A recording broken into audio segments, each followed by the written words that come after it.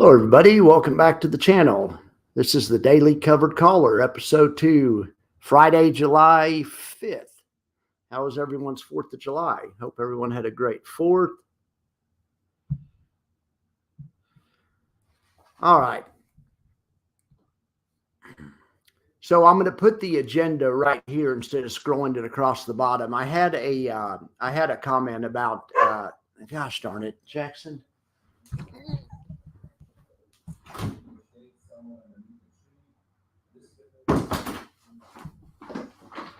Sorry about that. Jax always likes to wait until the show starts to come in here. Good boy, Jack. All right. Well, today I want to do first welcome everybody, and I wanted to apologize. There's no J video yet. I worked on it all day yesterday. That's all I did. I don't know. I don't know when it'll be out. Anyway, I appreciate your patience. I'm just really far behind, and I just can't seem to get caught up. All right, so I hope everyone had a good 4th of July. I didn't do anything except work on the J video, like I mentioned. Because I hadn't done anything all day, I put the dogs on their harnesses, and I took them about dusk, 9:15, 9:30 for a walk, and we walked up to the top of the hill in my neighborhood where you can see downtown, and you can see the development in the north part of town called the Domain, and they have fireworks up there, and they also have fireworks in downtown. Then you could also see fireworks going off all over town. Jax was scared of the noise, but anyway, we had a good time. We just went for a walk and watched fireworks for 5 or 10 minutes, turned around and walked back down the hill to where I live. In any event, that was my big 4th of July. And also I had a 4th of July short, and I showed Leslie the deer, and I fed her, and I explained that I don't feed her. I'm not supposed to feed her. I do sometimes. Anyway, I wanted to explain myself, though. We've had people come in and mass feed the deer. They put a trough down and just fill it up with food. We had a guy that did that before I moved in the neighborhood, and the neighbors hated him because it brought all the deer, but it also brought predators and people's cats. The predators followed the deer, and then the coyotes were eating cats. And I'm not for coyotes eating cats. And so in any event, I keep a little stash of food, and sometimes when I see one of the deers that I know, I'll feed her. But I don't mass feed them, and we aren't trying to do that because that is a bad thing. I'm not for coyotes eating house cats. All right. So next, I have a viewer question, and I wanted to take a look at this question. All right, the question says, from a fellow Austinite, can you or have you already explained the extrinsics for the Defiance ETFs? Do the total daily extrinsics, whatever they are, determine the monthly distribution amount? And that's a great question, and I'm glad to hear there's a fellow Austinite on here. That's awesome. But anyway, so we're going to talk about that on intrinsic and extrinsic, and then we're also going to look at the Defiance option positions. And that's going to, flow naturally into the Defiance option positions. Then we'll look at the Yield Max option positions and strikes. Then we'll take a look at the buffer report and maybe some charts. All right. And then if you guys want, we can ask me if you want to ask a question at the end, you can ask a question or two. I'll check for questions. Anyway, I appreciate you guys being here, and I hope you like the new format. So let's look over here at the darn spreadsheet, right? So let's just get this and go like this. All right, so here we are. We'll start with, okay, well, we're going to talk about the viewer question first, but like I say, it's going to flow pretty naturally into this Defiance talk because Defiance, using the Defiance as an example, is going to be a good way to explain the intrinsic and the extrinsic. Okay, so from left to right, these guys sold 130 put options, and this is the strike price. So they sold the put options at the 22.20 strike price. Okay. And they got $88 for the option. So that's the important thing to know. So then the spreadsheet will calculate what part of that option premium, what part of that $88 was intrinsic and what part was extrinsic. So in options, intrinsic is the amount, the in the money amount. And it'll be easier to show you on a chart how that works. But extrinsic is the out of the money amount. Okay. Extrinsic right here, this is how we know what the dividend is going to be every month. This formula right here that says it's going to be 68 cents right now, all it does is it adds up the extrinsic for this month. We've had 5 days in the month so far. So it adds up that extrinsic. And then, and that would kind of comes to 16 cents, and it puts that number right there. Then it figures out what fraction of a month we have left. 5 days have passed. There's 20 or 21 business days in a month. So we're approximately a quarter of a month, a quarter of the time there. So it does the math to make this equal. So in this case, you multiply by 4 would be one way to do it. You could also divide it by 0.25, right? Or 0.75. Anyway, so it just figures out what fraction of the month, and then it figures out if this were a whole month. So the problem with this is, obviously, if the rest of the month they don't capture as much extrinsic, this number will be lower, but they can also capture more extrinsic. So it's important to just kind of look at this number every day. But yes, the extrinsic, that's what that is. Let me show you on a chart really quick my little speech on extrinsic, and then let's look at the defiance option positions. Now that is a face ripper. Look at that. My God. That's particularly impressive that the market's doing that while Bitcoin's getting killed. The market's finally decoupled from Bitcoin. At least the S&P and the NASDAQ have. Look at the Qs. Look at that. Holy cow. Okay. Let's look at the NDX chart because we're going to stick with the same example. So I'm going to drill in on last night's trade. We're just going to look at it. We're going to all right.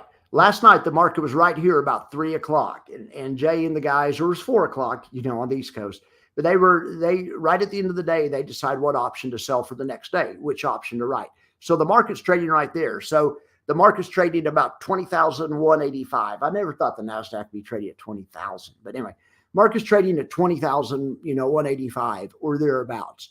All right. So they look at their software and they choose the best combination of. They try to go out of the money as far as they can, but they still want to earn as much premium as they're trying to earn. Anyway, so in their opinion, this 2020, it's a 2220 strike was the best one. And I think I have the number. Hang on. Yeah, I misdrew it just by a little bit. But this is just a graphical representation. Okay, gosh darn it. All right, close enough. Anyway, so the amount between where the market was when they wrote the option and the strike price is the intrinsic, because that's the in the money amount. They wrote the strike price up ahead of where the market was at. Anyway, when it's a put, that means in the money because the put's reversed. But in any event, so that's what they wrote it for. Now it's important to also remember they received what, $88, right? Or something like that, $89. So we take 20,220 and you subtract, call it subtract $90. What that gives you is that tells you where to put the bottom line, because that's where the break even is. Okay. So the extrinsic part is the part between the break even, the bottom line, and where the market was when they sold the option. The thing about extrinsic is we know that extrinsic is always going to go to zero by the end of the next day. These are one-day options. So no matter what happens, this yellow part's going to shrink, and there's only going to be green left. An option at expiration is only worth intrinsic, what it's worth intrinsically. What is worth intrinsically is the difference between the strike price and where the market is. So if it's a call and the strike price is 20 and the market's 21, that option's worth one point. All right. So that's my speech on intrinsic and extrinsic. Mainly just keep an eye on the spreadsheets. It keeps track of everything but extrinsic is the gold part, is represented. You can see it every day, how much extrinsic we received by looking at how big, how big the gold portion of the box is. The green portion is the intrinsic. It varies from day to day, but we kind of follow that. Okay, so now let's talk about defiance specifically. So like we talked about this option, they wrote the 20,220 option for about $90. We'll just call it. Break even is 20,120 or something, 130, I guess. All right. Well, let's see exactly what break even is. It's knowable. It's 20,131, right? Okay. I did say, I corrected myself to 130, so I got it at the end, but now I have to put the line right. That's close enough. That is close enough. All right. So now let's look at SPX. This is what the JEPY traders trade. This fund's been doing great lately. I love this fund. This is face ripping too. You can see the same thing. You can see on this one, last night at about closing time, the S&P was at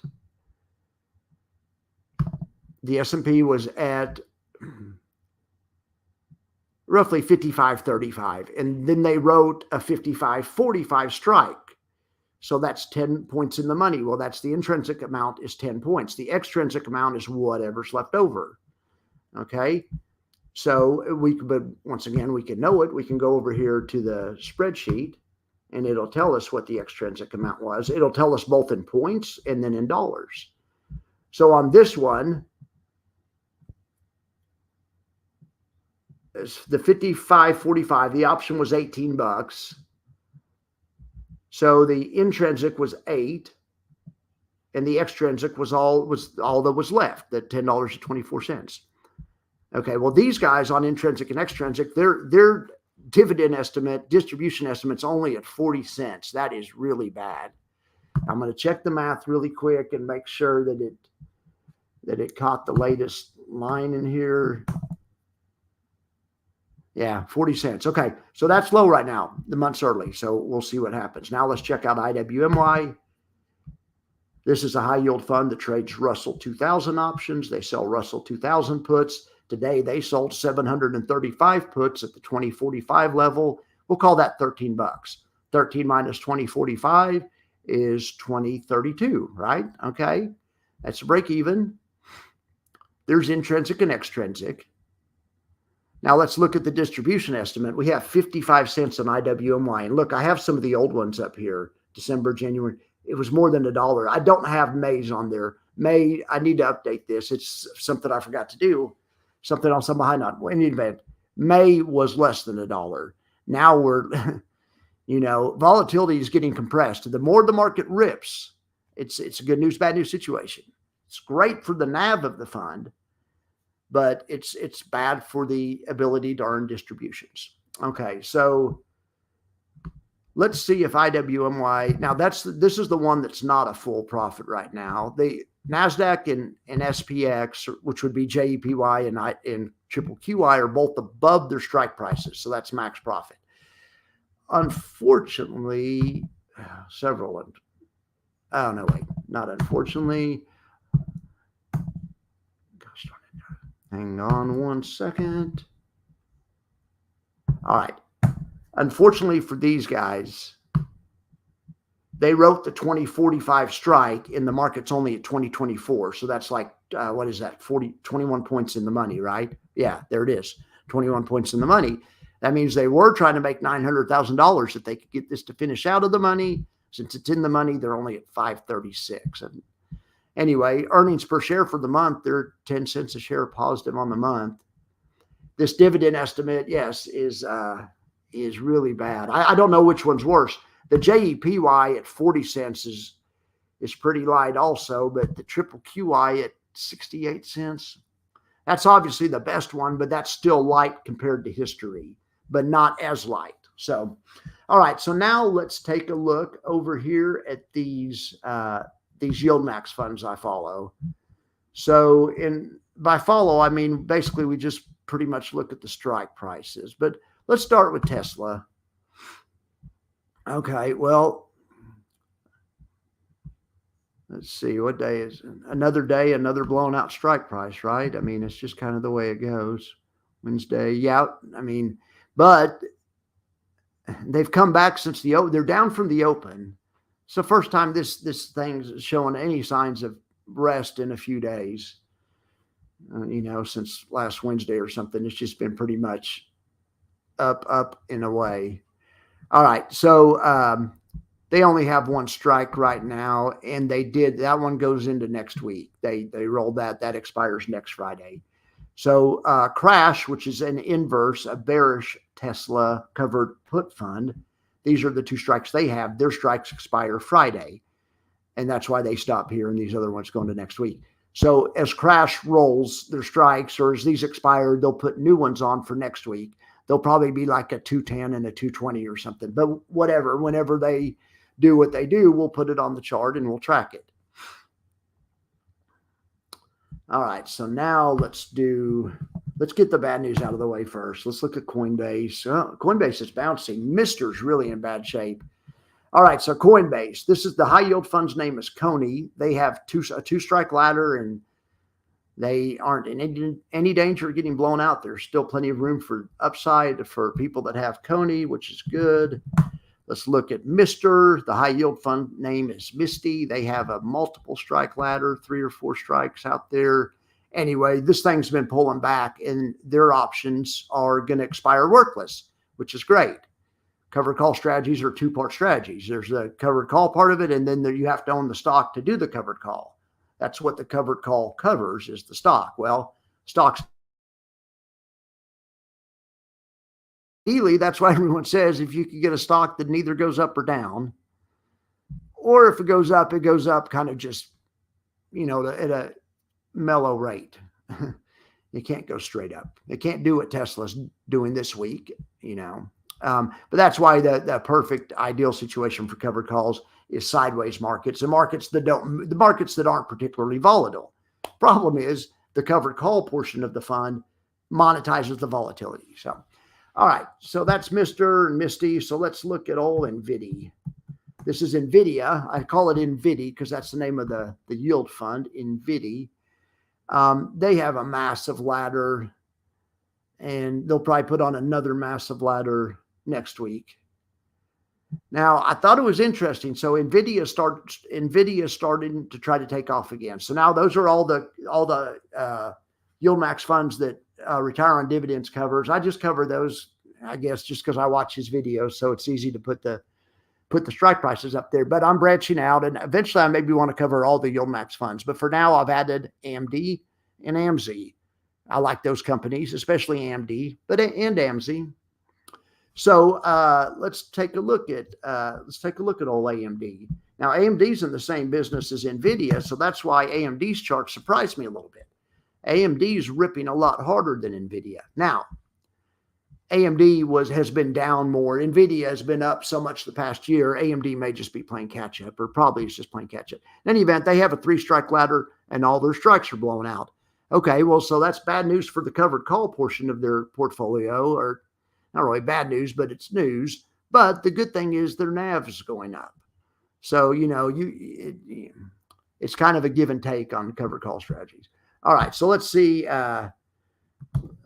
We've already looked at, I just want to check. Oh, no, we haven't already looked at Amazon. Okay, they have 2 strikes, but they're in a perfect position. I mean, they're in a nice position. Right here, they're at max profit on this lower strike. Now, unfortunately, the lower strike doesn't have as many units. Most of the contracts are up here, but this is going to be a full profit. The covered call portion of this is going to be a full profit, and the NAV has been increasing slowly. So this is an ideal situation for a covered call fund. Now, let's go back and see if it always has been. Well, I wasn't tracking it back there. I didn't start tracking it till about a month ago. In any event, AMD and AMZ are in good shape. Okay, so now I'm going to go back to this and see what we have next. Okay, Defiance Shield Max. Let's look at the buffer report. And then if you have any questions, feel free to ask them. Let's look at the buffer report, and let's maybe we'll look at charts. So we've already kind of been looking at charts while we're going. Okay. So the question on the buffer report is, does the buffer report work? Well, it's one of the many things I haven't had time to work on lately. So let's just try to open it. If it works, we'll look at it. If it doesn't, we won't. But the buffer report is getting replaced with the total return report. And you guys have seen my video on the guy that has $100,000 worth of Tesla/Tesla. I'm more interested in the total return that these funds can provide. I'm less interested on proving that, they aren't a Ponzi scheme. I think people understand how they work now. When I first started these, people just didn't even understand how what a cover call is and stuff. And the profit boxes, I think, help people that learn visually. But the future is in my real yield and total yield report. But let me see if I can get this damn thing working. We can get it working one last time. Did it not open? I guess it's not opening.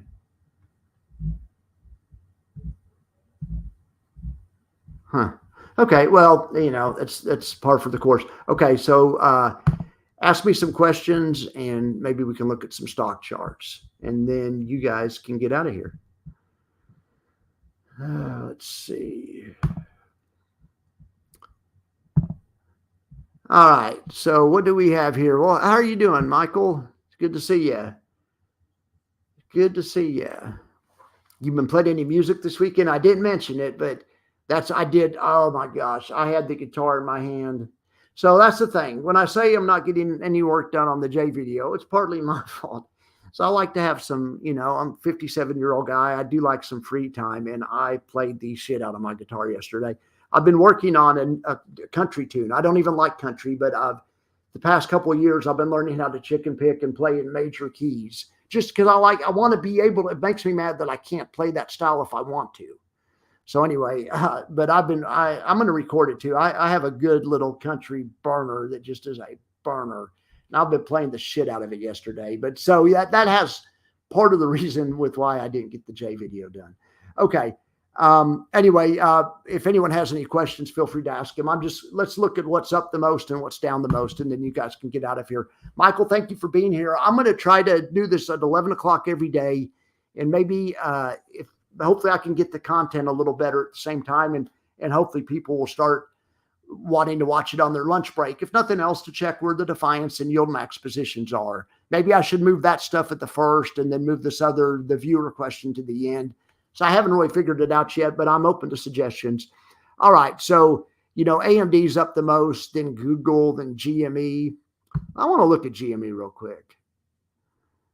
Interesting. Whatever happened to Chewy? Now, I did a video last week on Chewy.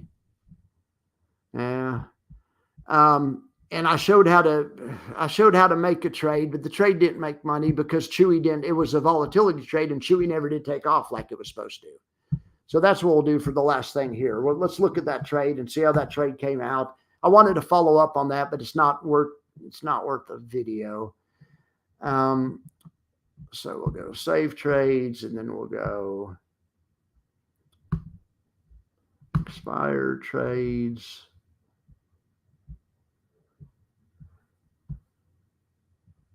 Well, I thought it was okay by expired or closed. I don't know. Maybe meme trade. Maybe I did it in a different account or something because I'm not seeing it here. Anyway, it was a loser. I'll figure out where it was and I'll update on that. But in any event, if you guys don't have any questions, I'll get out of here. Yeah, practice does make perfect. I know you know about that because you mentioned to me that you're a professional musician, and I'm not to the level of being professional. I've just always been a serious amateur. I'm the kind of guy that's not a professional golfer, but the kind of guy that's not a professional golfer, but he's at the range every morning at 8 and he hits it almost as far as professional golf or whatever. Or he's obsessed with golf. I'm that guy, but on guitar. So anyway, but yeah, thanks for being here, Michael, and thanks for being here, everybody. I appreciate all of you guys, and I'll be back and I'll do it tomorrow, and we'll try it live again. So maybe people will start showing up for it. All right, guys, see you tomorrow at 11, and be watching for the Jay interview. It's basically done. It's basically done. I'll try my hardest to keep the guitar out of my hand until I can get the Jay interview out. All right, guys, take her easy. Have a good day.